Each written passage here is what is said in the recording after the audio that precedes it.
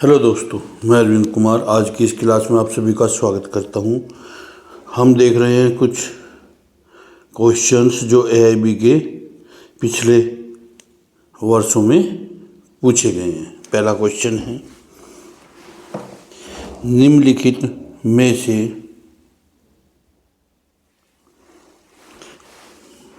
किस मामले में भारत के सर्वोच्च न्यायालय ने साक्ष्य के रूप में इलेक्ट्रॉनिक रिकॉर्ड की स्वीकार्यता को स्पष्ट किया था? नंबर के अनवर वी पी बनाम पी के बशीर। ख हरियाणा राज्य बनाम जय सिंह। ग महाराष्ट्र राज्य बनाम नटवरलाल दामोदर दास सोनी। घ पंजाब राज्य बनाम जहांगीर सिंह। इसका सही आंसर है कि अनवर वीपी बनाम पी के बशीर। पी के बशीर।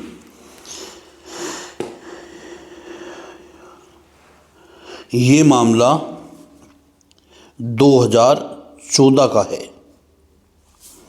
यह मामला, ये जो केस है, ये 2014 का है, जिसमें सुप्रीम कोर्ट ने इलेक्ट्रॉनिक रिकॉर्ड को स्वीकारा था।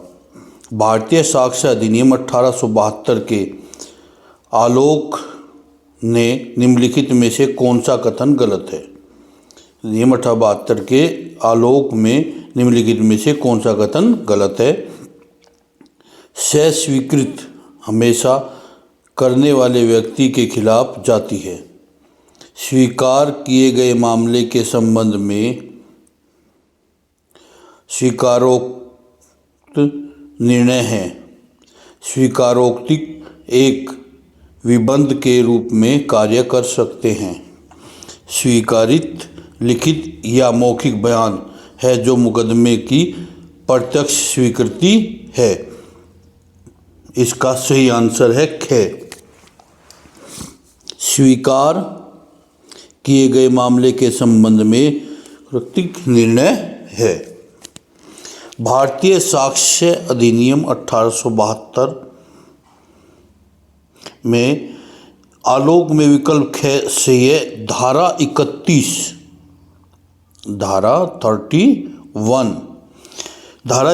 के अनुसार इसे स्वीकारा गया है।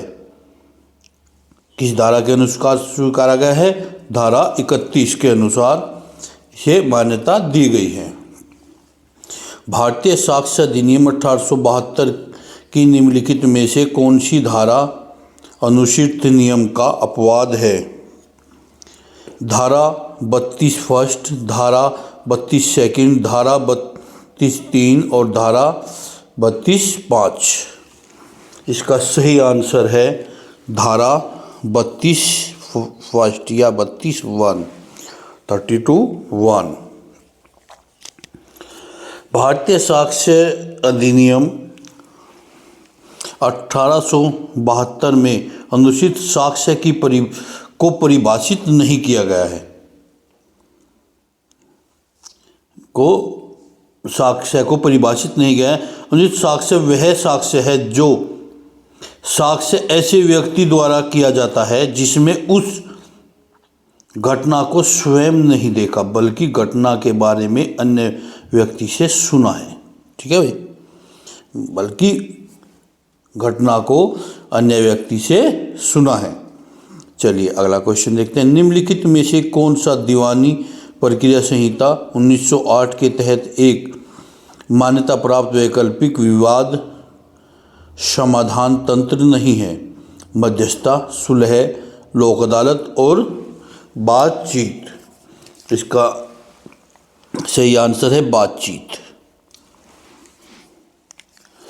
का सही आंसर है बातचीत। सिविल प्रक्रिया संहिता 1908 की धारा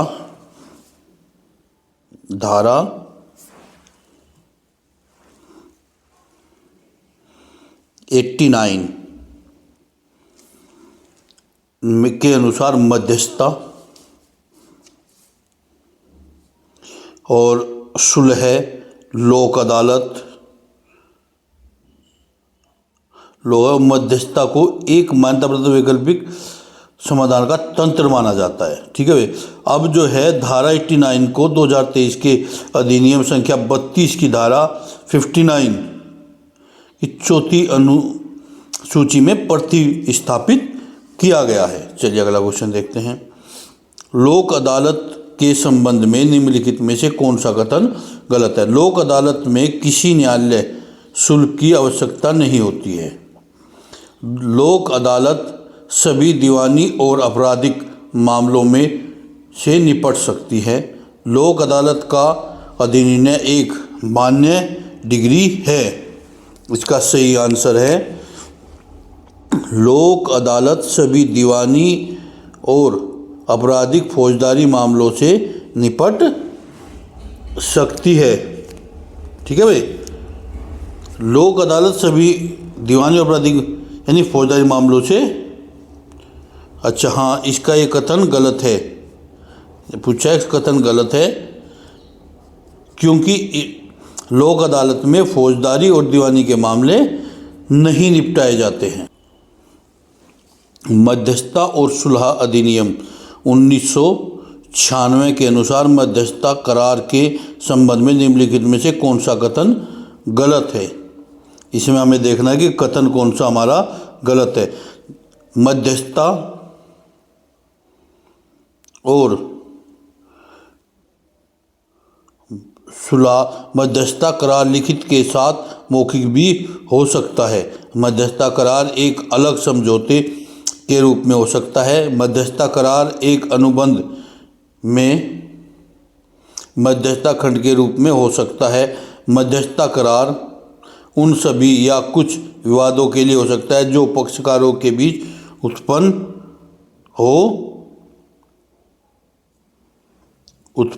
हो सकते हैं। इसका सही आंसर है कि मध्यस्थता करार लिखित के साथ मौखिक भी हो सकता है।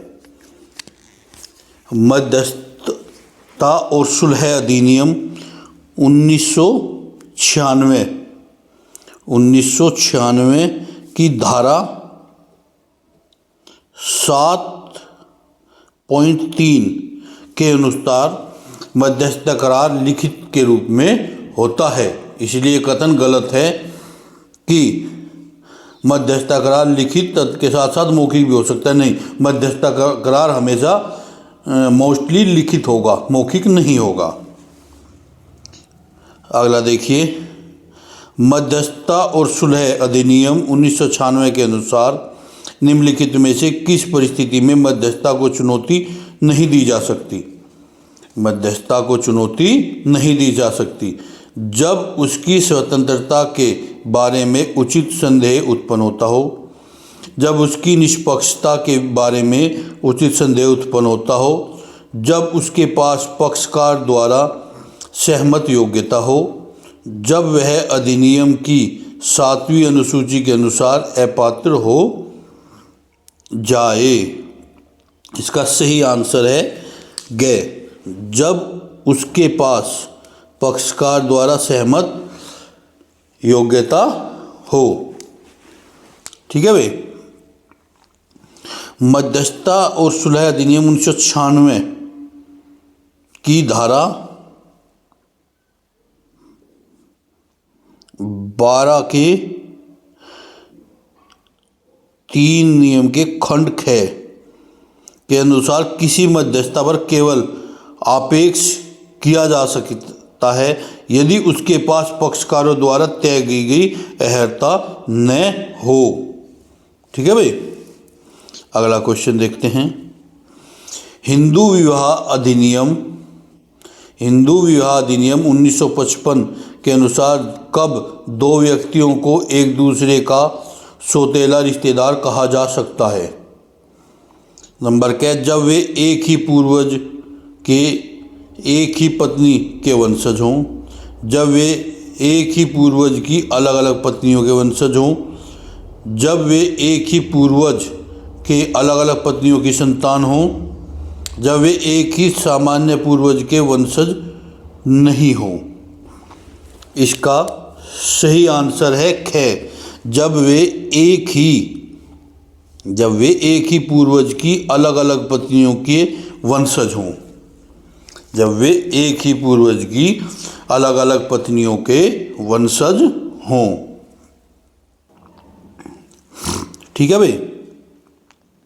हिंदू विवाह अधिनियम 1955 की धारा 3 में ये कहा गया है कि पूर्ण रक्त और अर्धरक्त और पूर्ण रक्त, दो तरह के रक्त बताए गए हैं। इसमें कहा है कि कोई भी दो व्यक्ति एक दूसरे के पूर्ण रक्त से संबंधित तब कहे जाएंगे जब वे एक ही पूर्वज के से एक ही पत्नी द्वारा अवजित हों, और अर्धरक्त वे जब एक ही पूर्वज के किंतु अलग अलग पत्नियों के वंशज हों। ठीक है भाई। चलिए अगला क्वेश्चन देखते हैं। हिंदू विवाह अधिनियम 1955 के अनुसार निम्नलिखित में से किसे आमतौर पर हिंदू विवाह के लिए वैध शर्त नहीं माना जाता।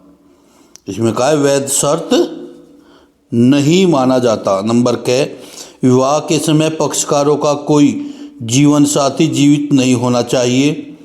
पक्षकारों को प्रतिष्ठित रिश्ते की कोटि के भीतर होना चाहिए।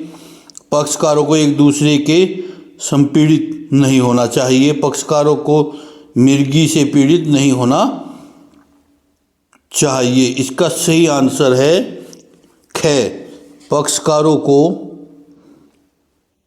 प्रतिष्ठित रिश्ते की कोटि के भीतर होना चाहिए। हिंदू विवाह अधिनियम 1955 की धारा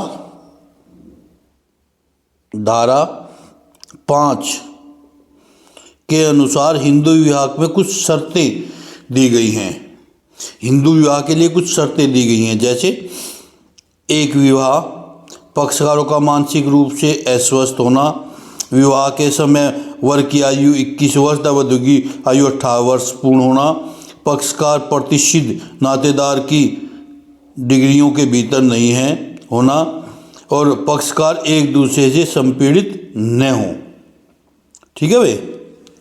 पक्षकार एक दूसरे से संपीड़ित न हों। चलिए अगला क्वेश्चन देखते हैं। हिंदू विवाह अधिनियम 1955 की धारा 13 फर्स्ट निम्नलिखित प्रावधान करती है। नंबर 1, दाम्पत्य अधिकारों की बहाली के आधार पर न्यायिक पृथक्करण के लिए आधार। नंबर 3, तलाक के लिए आधार। हिंदू विवाह अधिनियम 1955 की धारा 13 फर्स्ट, इसका सही आंसर है ख, 2 और 3, यानी न्यायिक पृथक्करण के लिए आधार और तलाक के लिए आधार। ठीक है भाई। न्यायिक पृथक्करण के लिए आधार और तलाक के लिए आधार बताया गया है। चलिए अगला क्वेश्चन देखते हैं। मुस्लिम विधि में बातिल विवाह का क्या अर्थ है। मुस्लिम विधि में बातिल विवाह का क्या अर्थ है। वैध विवाह, शून्य विवाह, शून्यकरण विवाह और अनियमित विवाह। इसका सही आंसर है ख, शून्य विवाह। सही आंसर है ख, शून्य विवाह। मुस्लिम विधि में बातिल विवाह का अर्थ है शून्य विवाह, अर्थात ऐसा विवाह जो स्थायी निषेध के उल्लंघन से किया गया हो उसे शून्य विवाह कहते हैं। स्थायी निषेध के उल्लंघन से किए गए विवाह को क्या कहेंगे, शून्य विवाह कहेंगे। चलिए आगे देखते हैं। विवाह का वह अनुबंध जिसे पत्नी द्वारा उसे सौंपे गए अधिकार के तहत भंग किया जा सकता है को मुस्लिम विधि के तहत क्या कहा जाता है। मुस्लिम विधि के तहत क्या कहा जाता है। तलाक उस सूत्र, तलाक उल बिशत, तलाक उल फविज तलाक उल हसन। इसका सही आंसर है ग, तलाक उल तफवीज। मुस्लिम विधि में मुस्लिम पति के लिए यह आवश्यकता नहीं होती कि वह स्वयं तलाक दे। मुस्लिम पति या तो स्वयं तलाक दे सकता है या किसी अन्य को तलाक देने का अधिकार प्रत्यारोपित कर सकता है। ठीक है भाई। ऐसा अन्य व्यक्ति पत्नी स्वयं भी हो सकती है और तलाक फफवीज या प्रत्यारोपित तलाक भी दे सकता है, यानी किसी अन्य को भी तलाक देने की परमिशन दे सकता है। निम्नलिखित में से किस अधिनियम के तहत एक हिंदू लड़का हिंदू लड़की से शादी कर सकता है? हिंदू विवाह अधिनियम 1955, विशेष विवाह अधिनियम 1954। ठीक है भाई। इसका सही आंसर है ग। इसका सही आंसर है ग, हिंदू विवाह अधिनियम 1955 और विशेष विवाह अधिनियम 1954 दोनों के द्वारा। हिंदू विवाह अधिनियम 1955 और विशेष विवाह अधिनियम 1955 दोनों ही अधिनियमों के तहत एक हिंदू लड़का दूसरी हिंदू लड़की से शादी कर सकता है। निम्नलिखित में से किस संशोधन अधिनियम द्वारा बालिका को भी सहदायिकी संपत्ति के अधिकार उपलब्ध कराए गए हैं? हिंदू उत्तराधिकार संशोधन नियम 2002, हिंदू उत्तराधिकार संशोधन नियम 2004, हिंदू उत्तराधिकार संशोधन नियम 2005, हिंदू उत्तराधिकार संशोधन नियम 2006। इसका सही आंसर है हिंदू उत्तराधिकार संशोधन अधिनियम 2005। 2005 के प्रारंभ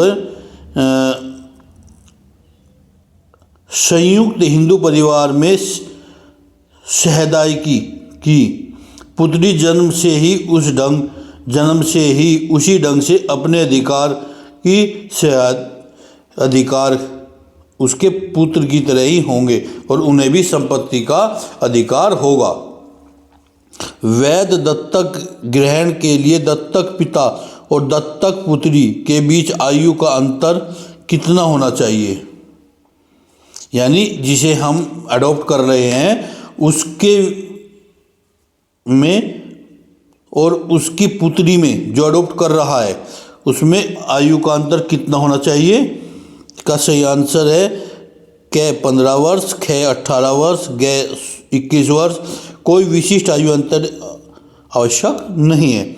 सही आंसर है ग, आयु का अंतर 21 वर्ष होना चाहिए। हिंदू दत्तक तथा भरण पोषण अधिनियम 1956 की धारा 11 के थर्ड पॉइंट में है के अनुसार यदि दत्तक किसी पुरुष द्वारा लिया जाना है तो दत्तक के लिए जाने वाला व्यक्ति नारी है और दत्तक पिता दत्तक के लिए अपनी आयु में कम से कम 21 वर्ष बड़ा हो। यानी जिस लड़की को वे एडॉप्ट कर रहा है उससे कम से कम 21 वर्ष अधिक उसकी पिता की आयु होनी चाहिए। निम्नलिखित में से किस मामले को भारत में जनहित याचिका का पहला मामला दर्ज माना जा सकता है? SP गुप्ता बनाम भारत संघ, हुसैन आरा खातून बनाम बिहार राज्य, SC मेहता बनाम भारत संघ, कल्याणेश्वरी बनाम भारत संघ। ठीक है भाई। इसका सही आंसर है ख, हुसैन आरा खातून बनाम बिहार राज्य बनाम बिहार राज्य। यह भारत में जनहित याचिका का पहला मामला माना जाता है। जो ये मुकदमा है इसे भारत में जनहित याचिका में पहला मामला माना जाता है। निम्नलिखित में से किसे भारत में PIL का जनक माना जाता है? PIL का जनक माना जाता है न्यायमूर्ति SR दास, न्यायमूर्ति VR कृष्ण अय्यर, न्यायमूर्ति PN भगवती, न्यायमूर्ति HR खन्ना। न्यायमूर्ति HR खन्ना। इसका सही आंसर है न्यायमूर्ति PN भगवती। न्यायमूर्ति PN भगवती। न्यायमूर्ति PN भगवती को PIL का जनक माना जाता है। चलिए आगे देखते हैं। निम्नलिखित में से किसे के विरुद्ध जनहित याचिका दायर नहीं की जा सकती? राज्य सरकार के खिलाफ, केंद्र सरकार के खिलाफ, निजी पक्षकार के खिलाफ और नगर निगम के खिलाफ। यानी इन चारों में से कौन सा निकाय ऐसा है जिसके खिलाफ हम जनहित याचिका दायर नहीं कर सकते? आंसर है निजी पक्षकार के खिलाफ हम जनहित याचिका दायर नहीं कर सकते हैं। चलिए अगला क्वेश्चन देखते हैं। भारत में सर्वोच्च न्यायालय द्वारा जारी दिशा निर्देशों के आलोक में निम्नलिखित में से किस मुद्दे पर न्यायालय द्वारा जनहित याचिका पर विचरण नहीं किया जा सकता?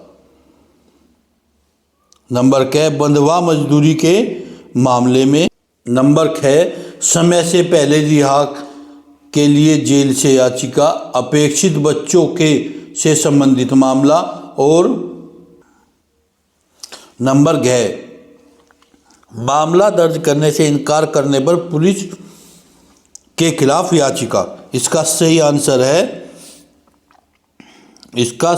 है ख समय से पहले रिहा के लिए जेल से याचिका। जेल से समय से पहले रिहा के प्रस्तुत याचिका के मामले में न्यायालय द्वारा जनहित याचिका का विचरण नहीं किया जाता, यानी इस विषय में जनहित याचिका दायर नहीं की जा सकती है। निम्नलिखित में से किस ऐतिहासिक मामले में यह निर्णीत किया गया कि प्राकृतिक न्याय के सिद्धांत न केवल न्यायिक और अर्धन्यायिक कार्यों पर बल्कि प्रशासनिक कार्यों पर भी लागू होते हैं? AK कृपक बनाम भारत संघ, राम जवाया कपूर बनाम पंजाब राज्य, सोनिक इंडस्ट्रीज राजकोट बनाम नगर निगम राजकोट, मेनका गांधी बनाम भारत संघ। इसका सही आंसर है AK कृपक बनाम भारत संघ। AK कृपक बनाम भारत संघ के मामले में यह निर्णीत किया गया कि प्राकृतिक न्याय के सिद्धांत न केवल न्यायिक और अर्धन्यायिक कार्यों पर बल्कि प्रशासनिक कार्यों पर भी लागू होते हैं। निम्नलिखित में से किस फैसले में सर्वोच्च न्यायालय ने SP संपत कुमार बनाम भारत संघ के मामले पर व्यापक पुनर्विचार किया था? नंबर क JB चोपड़ा बनाम भारत संघ, L चंद्र कुमार बनाम भारत संघ, RK जैन बनाम भारत संघ, SK सरकार बनाम भारत संघ। इसका सही आंसर है L चंद्र कुमार बनाम भारत LK चंद्र कुमार बनाम भारत संघ। LK चंद्र कुमार बनाम भारत संघ AIR 1997 SC 11/25 के बाद में सर्वोच्च न्यायालय ने SP संपत कुमार बनाम भारत संघ मामले पर व्यापक पुनर्विचार किया था। निम्नलिखित में से किसने प्रशासनिक कानून को सरकारी सत्ता के नियंत्रण से संबंधित कानून के रूप में परिभाषित किया था? आइवर जेनिंग्स, वेड, केसी डेविस और गार्डनर। इसका सही आंसर है ख वेड। इसका सही आंसर है वेड। वेड ने प्रशासनिक कानूनों को सरकारी सत्ता के नियंत्रण से संबंधित कानून के रूप में परिभाषित किया था। अगला क्वेश्चन है, अधिवक्ता अधिनियम 1961 के तहत अदालतों में अवैध रूप से वकालत करने वाले व्यक्तियों के लिए क्या दंड निर्धारित है? नंबर क्या है? 3 महीने तक की कैद, 6 महीने तक की कैद, 9 महीने तक की कैद और 12 महीने तक की कैद। सही आंसर है, इसका सही आंसर है ख 6 महीने तक की कैद। 6 महीने तक की कैद। अधिवक्ता अधिनियम 1961 की धारा 45,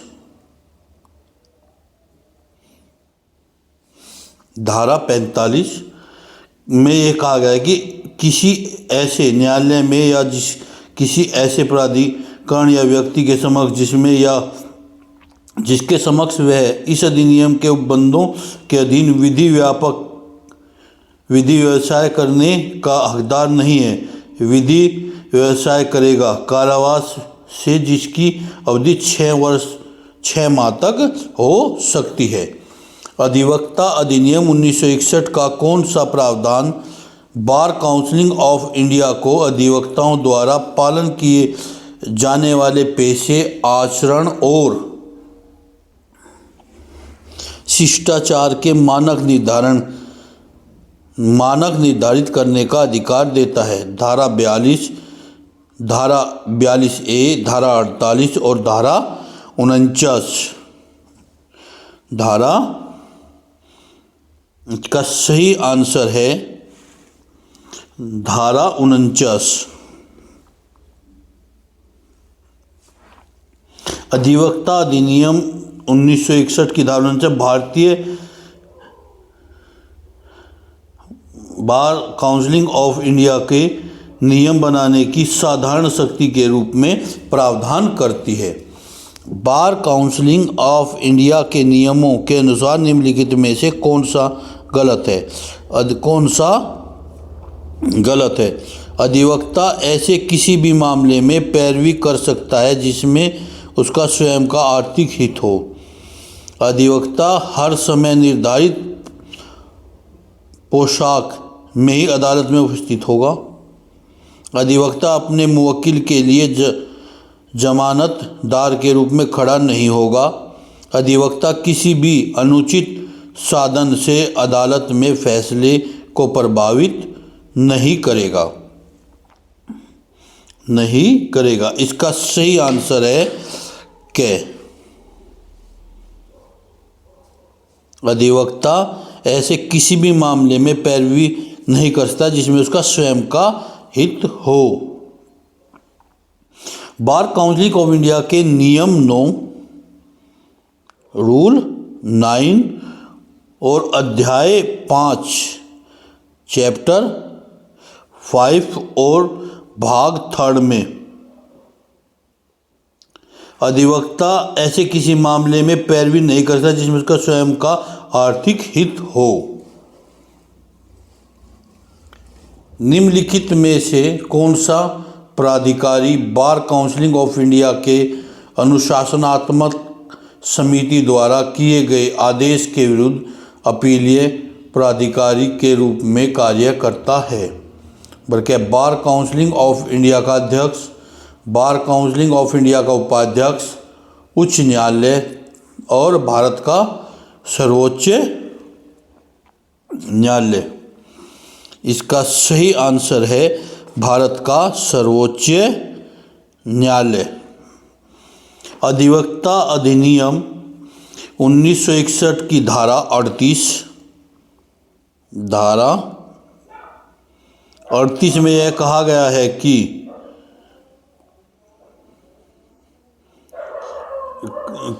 महान्यायवादी भारत के महान्यायवादी या संबंधित राज्य के महाधिवक्ता द्वारा किए गए आदेश से व्यतिक कोई व्यक्ति उस तारीख के 60 दिन के भीतर जिसको वह आदेश से सूचित किया जाता है उच्च न्यायालय में अपील कर सकता है। चलिए अगला देखते हैं। निम्नलिखित में से किस स्थिति में एकल व्यक्ति कंपनी अनिवार्य रूप से निजी या सार्वजनिक कंपनी के रूप में परिवर्तित हो जाती है? यदि किसी ओपीसी का चुकता शेयर पूंजी 50 लाख के से अधिक हो। यदि किसी ओपीसी का चुकता शेयर 50 लाख रुपए से अधिक हो। यदि किसी ओपीसी का चुकता शेयर पूंजी 50 लाख रुपए से अधिक हो। यदि किसी ओपीसी का चुकता शेयर पूंजी 1 करोड़ रुपए से अधिक हो। इसका सही आंसर है ख। यदि किसी चुकता शेयर पूंजी 50 लाख रुपए से अधिक हो। ठीक है भाई। चलिए अगला क्वेश्चन देखते हैं। कंपनी अधिनियम 2013 के अनुसार किसी सार्वजनिक कंपनी के लिए निदेशकों की न्यूनतम संख्या कितनी होती है? यानी एक कंपनी के कम से कम कितने निदेशक हो सकते हैं? आंसर है 3। कंपनी अधिनियम 2013 की धारा 149 फर्स्ट के अनुसार प्रत्येक कंपनी का एक निदेशक बोर्ड होगा जिसके निदेशकों के रूप में अलग अलग व्यक्ति होंगे। यानी पब्लिक कंपनी की दशा में न्यूनतम 3 निदेशक, प्राइवेट कंपनी की दशा में 2 और एक व्यक्ति कंपनी की दशा का 1 निदेशक होता है। ठीक है भाई। अगला क्वेश्चन देखते हैं। निम्नलिखित में से किस मामले में भारत के सर्वोच्च न्यायालय ने एहतियाती सिद्धांत के विस्तार की व्याख्या की थी?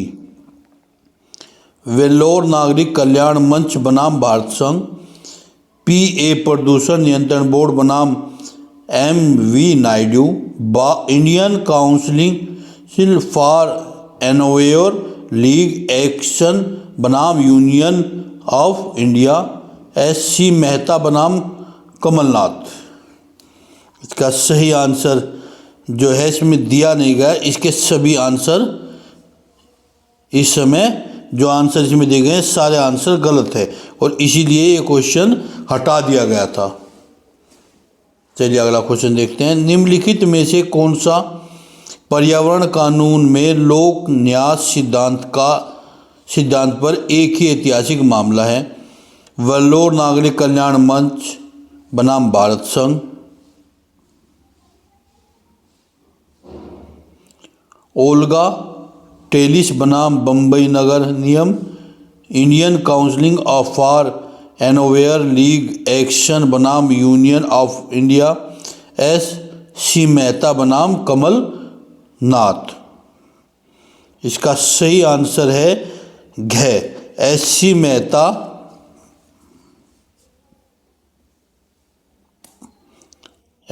मेहता बनाम कमलनाथ। एस.सी. मेहता बनाम कमलनाथ का मामला पर्यावरण कानून में लोक न्याय सिद्धांत पर एक ऐतिहासिक मामला था। निम्नलिखित में से किस मामले में सूचना प्रौद्योगिकी अधिनियम 2000 की धारा 66A में सर्वोच्च न्यायालय द्वारा रद्द किया गया था? श्रेया सिंघल बनाम भारत संघ, करतार सिंह बनाम पंजाब राज्य, के अब्बास बनाम भारत संघ, मेनका गांधी बनाम भारत संघ। ठीक है भाई, बनाम भारत संघ। इसका सही आंसर श्रेया सिंघल बनाम भारत संघ।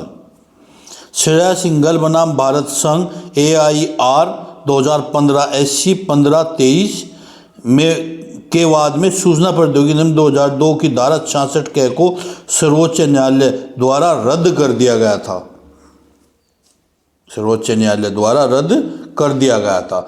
निम्नलिखित में से किस मामले में सूचना प्रौद्योगिकी अधिनियम 2000 के अनुसार रिकॉर्ड परिवर्तन को आरोपित नहीं किया जाएगा। नंबर क्या? प्रवर्तक द्वारा स्वयं भेजा गया इलेक्ट्रॉनिक रिकॉर्ड, किसी अधिकृत व्यक्ति द्वारा भेजा गया इलेक्ट्रॉनिक रिकॉर्ड उसके द्वारा प्रोग्राम किए गए स्वचालित सिस्टम द्वारा भेजा गया इलेक्ट्रॉनिक रिकॉर्ड, किसी अनधिकृत व्यक्ति द्वारा भेजा गया इलेक्ट्रॉनिक रिकॉर्ड। इसका सही आंसर है किसी अनधिकृत व्यक्ति द्वारा भेजा गया इलेक्ट्रॉनिक रिकॉर्ड। सूचना प्रौद्योगिकी अधिनियम 2002 की धारा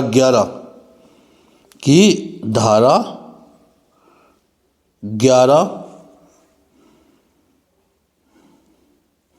इलेक्ट्रॉनिक अभिलेखों का अधिकार से संबंधित है। इसमें कहा गया है कि किसी इलेक्ट्रॉनिक अभिलेख का अधिकार प्रवर्तक को प्राप्त होगा यदि वह स्वयं प्रवर्तक द्वारा है। ठीक है, इसमें प्रवर्तक को ही केवल इसका अधिकार प्राप्त होगा। मातृत्व लाभ अधिनियम 1961 के तहत एक महिला अधिकतम कितनी अवधि तक मातृत्व लाभ की हकदार है? एक महिला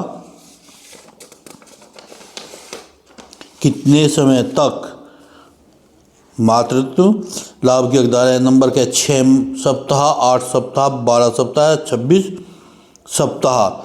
इसका सही आंसर है 26 सप्ताह। सही आंसर है 26 सप्ताह।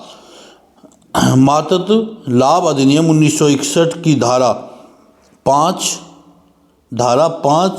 के क्लोज 3 के अनुसार एक महिला अधिकतम 26 सप्ताह की अवधि तक मातृत्व का लाभ उठा सकती है। मातृत्व लाभ अधिनियम 1961 के अनुसार ट्यूबेक्टमी ऑपरेशन के लिए एक महिला कितनी अवधि तक सवेतन छुट्टी की हकदार है?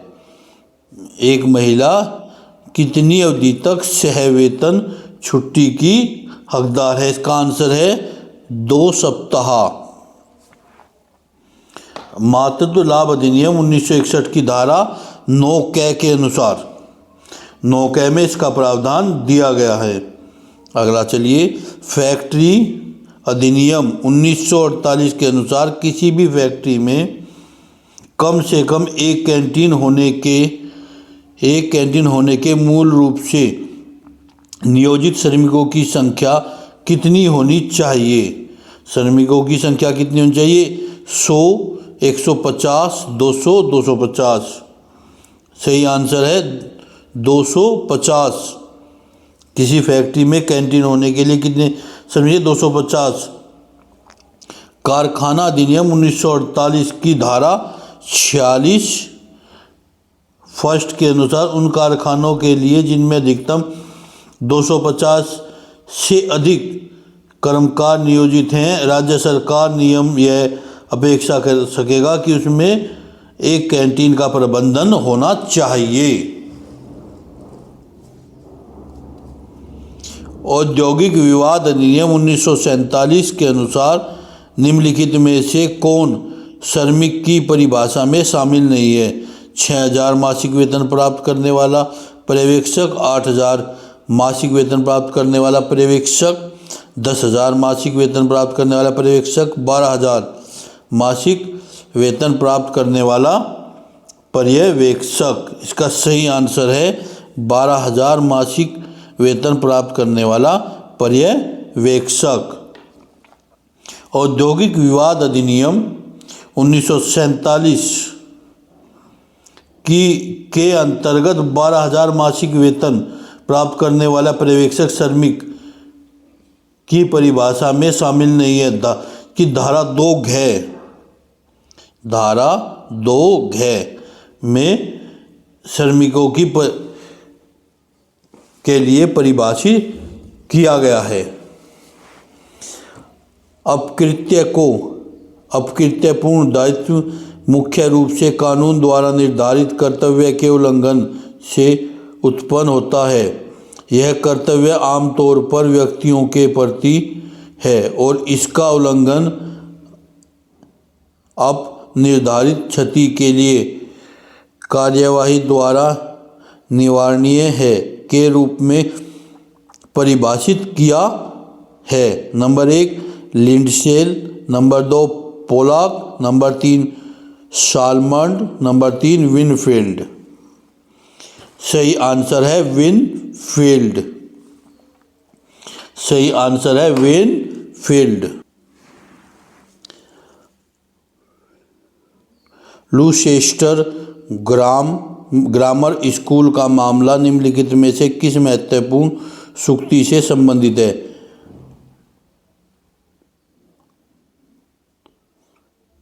डेम मनन शाइन इंजूरिया शाइन डेम नो उबो जस इबी रेमेडियन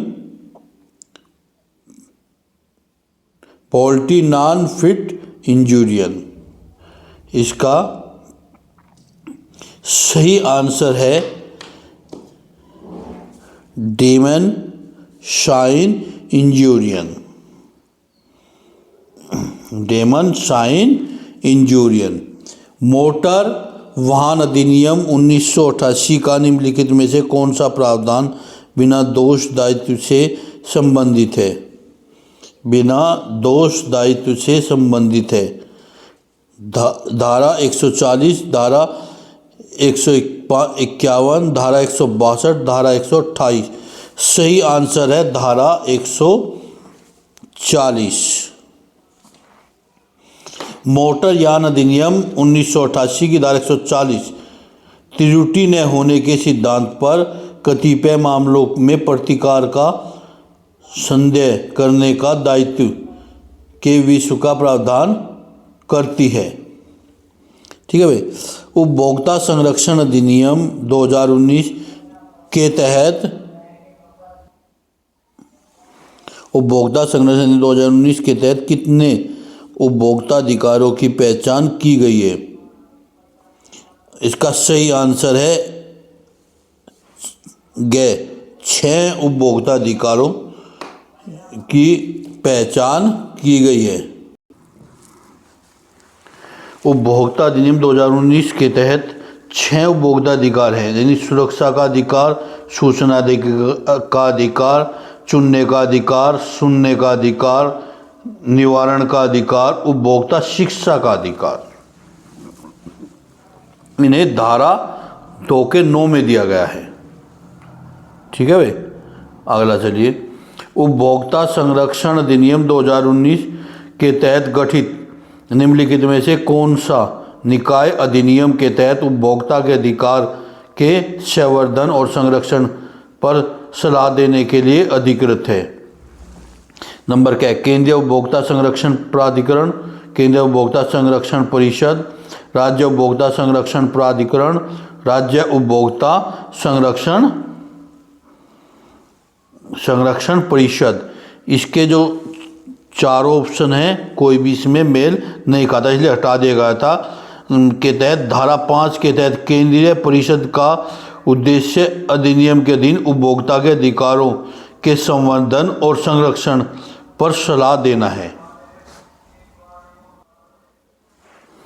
भारत के संविधान में निम्नलिखित में से कौन सा प्रावधान में कहा गया है कि कानूनी प्राधिकार के अलावा कोई भी कर लगाया या एकत्र नहीं किया जा सकता? अनुच्छेद 246, अनुच्छेद 256, अनुच्छेद 260 और अनुच्छेद 265 का सही आंसर है घ, अनुच्छेद 265।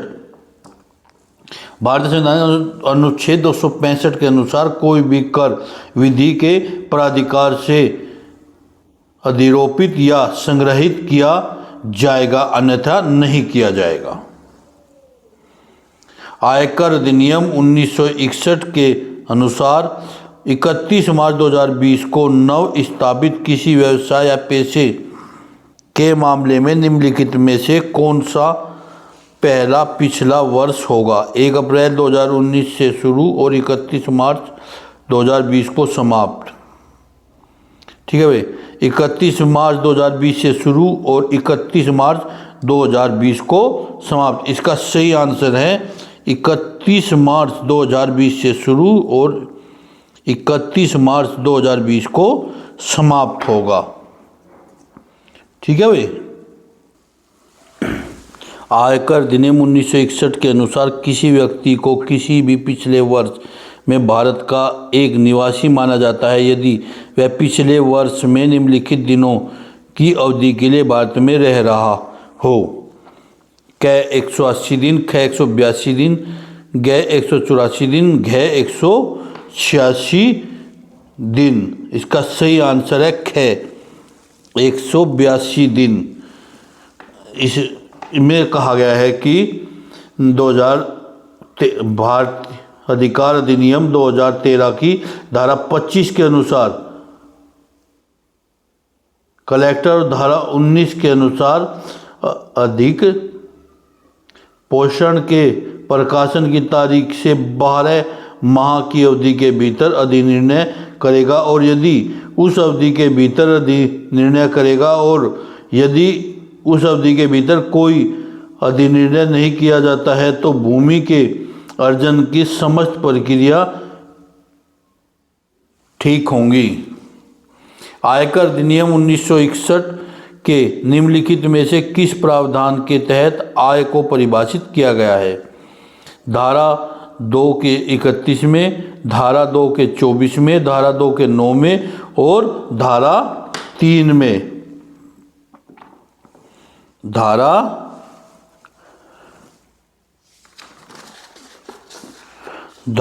3 में। इसका सही आंसर है धारा 2 के 24 में। ठीक है भाई, धारा 2 के 24 में। आयकर अधिनियम 1961 की धारा 2 के 24 के तहत आय को परिभाषित किया गया है। भारतीय अनुबंध अधिनियम 1872 के अनुसार निम्नलिखित में से कौन सा धोखाधड़ी नहीं है? वह वादा जिसे पूरा करने के इरादे के बिना किया गया हो, तथ्य का ज्ञान रखने वाले व्यक्ति द्वारा तथ्य को सक्रिय रूप से छिपाना, यदि बोलने का कर्तव्य नहीं हो तो केवल मौन रहना, वह कार्य या चूक जिसे कानूनी विशेष रूप से धोखाधड़ी घोषित करता है। ठीक है भाई, इसका सही आंसर है ग, यदि बोलने का कर्तव्य नहीं हो तो केवल मौन रहना। भारतीय संविदा अधिनियम 1872 की धारा 17 में इसका स्पष्ट अवलोकन दिया गया है। अगला क्वेश्चन, ए बी को धोखा देने के इरादे से झूठ वर्णित करता है कि ए के कारखाने में सालाना 500 मन नील बनाया जाता है और इस तरह से बी को कारखाना खरीदने के प्रेरित करता है। उपरोक्त कथन में के आलोक से सही विकल्प का उत्तर दीजिए। अनुबंध प्रारंभ से ही शून्य है, अनुबंध ए के विकल्प पर शून्य है, अनुबंध बी के विकल्प पर शून्य है, अनुबंध ए और बी विकल्प पर शून्य है। इसका सही आंसर है ग, अनुबंध बी के विकल्प पर शून्य है। ऐसे अनुबंध संविदा के विकल्प पर शून्यकरण है। भारतीय संविदा अधिनियम 1872 की धारा 19 में इसका स्पष्ट अवलोकन दिया गया है। निम्नलिखित में से कौन सी निषेधाज्ञा सुनवाई के समय और मुकदमे के समय और गुण और दोषों के आधार पर केवल डिग्री द्वारा दी जा सकती है? अस्थायी निषेधाज्ञा, शाश्वत निषेधाज्ञा, अनिवार्य निषेधाज्ञा, निषेधात्मक निषेधाज्ञा। आत्मक आज्ञा। इसका सही आंसर है ख, शाश्वत निषेधाज्ञा। ठीक है भाई, शाश्वत निषेधाज्ञा विनिर्दिष्ट अनुतोष अधिनियम 1963 की धारा 37(2) के अनुसार शाश्वत व्यादेशवाद की सुनवाई पर और उसके गुणगान के आधार पर की गई डिग्री द्वारा ही अनुदत किया जाता है। मूलधन का देय साधारण ब्याज का भुगतान करने में विफलता पर उसी दर पर चक्रवृद्धि ब्याज के भुगतान के लिए बॉन्ड में सशर्त भारतीय अनुबंध अधिनियम 1872 में निम्नलिखित में से किस प्रावधान के अर्थ में जुर्माना नहीं है? धारा 73, धारा 74, धारा 75 और धारा 76। सही आंसर है धारा 74, धारा 74। भारतीय संविधान अधिनियम 1872 की धारा 74 में इसका स्पष्ट अवलोकन है, इसके बारे में स्पष्ट दिया गया है। ठीक है भाई, अगला चलिए। संपत्ति अंतरण अधिनियम 1882 की धारा 63A के तहत दे डिफ़ॉल्ट ब्याज कितना है? 6% प्रतिवर्ष, 8% प्रतिवर्ष, 9% प्रतिवर्ष या कोई डिफ़ॉल्टर दर निर्धारित नहीं है। इसका सही आंसर है ग, 9% प्रतिवर्ष।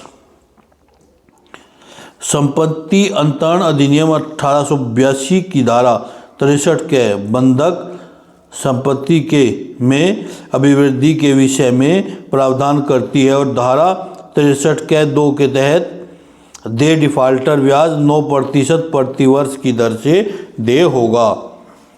अगला क्वेश्चन है, संपत्ति अंतरण अधिनियम 1882 की धारा 17 के तहत निम्नलिखित में से कौन सी समय सीमा दी गई है?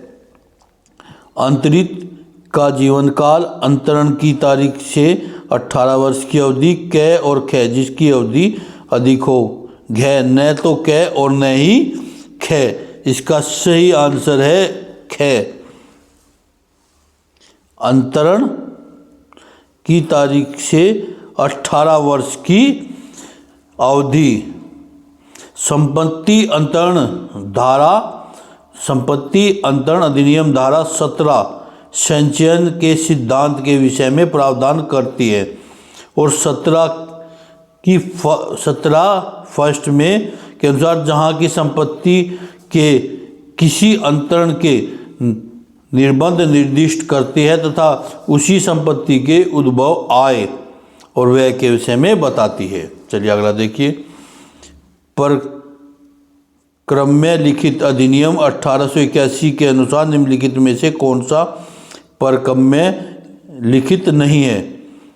नंबर क्या? वचन पत्र, हुंडी, विनिमय पत्र और चेक। इसका सही आंसर है हुंडी। परक्रम्य लिखित अधिनियम 1881 के अनुसार हुंडी परक्रम्य लिखित नहीं है।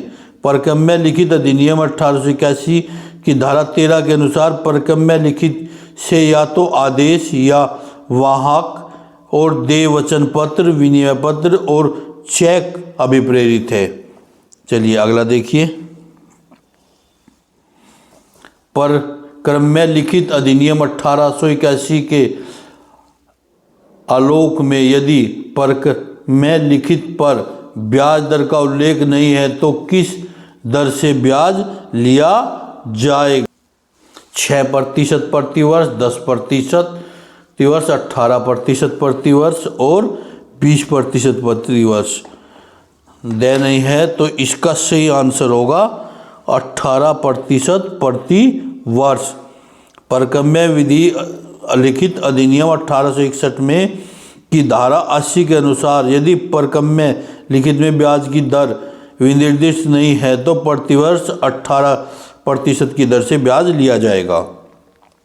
घोषणा के प्रकाशन की तारीख से किसी अवधि के भीतर यदि कोई अधिनिर्णय नहीं लिया जाता तो भूमि अधिग्रहण, पुनर्वास और पुनर्स्थापन में उचित मुआवजा और पारदर्शिता का अधिकार अधिनियम 2013 के अनुसार भूमि अधिग्रहण की पूरी कार्यवाही समाप्त की जाएगी।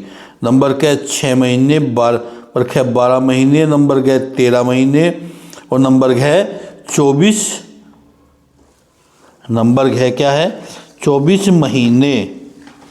ठीक है भाई, इसका सही आंसर है नंबर ख। इसका सही आंसर है नंबर ख, 12 महीने। ठीक है भाई, भूमि अर्जन, पुनर्वास और पुनर्स्थापन और उचित प्रतिकार और पारदर्शिता अधिकार अधिनियम 2013 की धारा 25 के अनुसार है, इसमें बताया गया है धारा 25 में। अगला क्वेश्चन देखिए, प्रभावित परिवारों का न्यूनतम प्रतिशत कितना है जिन्हें भूमि का अधिग्रहण, पुनर्वास और पुनर्स्थापन में उचित मुआवजा और पारदर्शिता का अधिकार अधिनियम 2013 के अनुसार निजी कंपनी के लिए भूमि अधिग्रहण करने के लिए अपनी पूरी सहमति देनी होगी। नंबर क्या है 75%, नंबर क्या 80, नंबर क्या 90 और नंबर है 100%। सही आंसर है ख, 80%।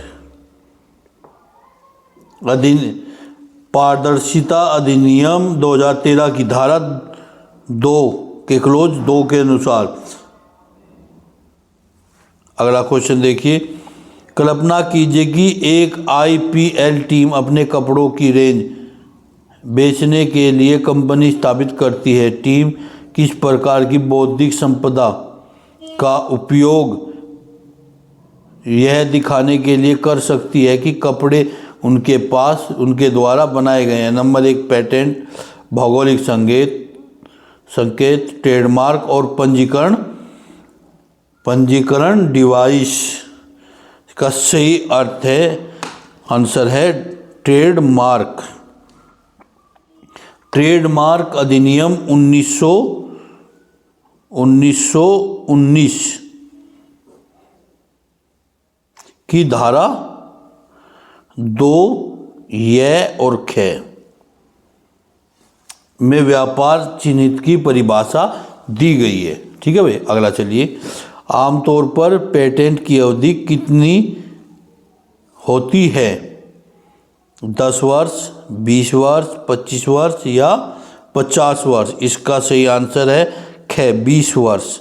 पेटेंट की अवधि कितनी होगी भाई? पेटेंट की अवधि होगी हमारी 20 वर्ष।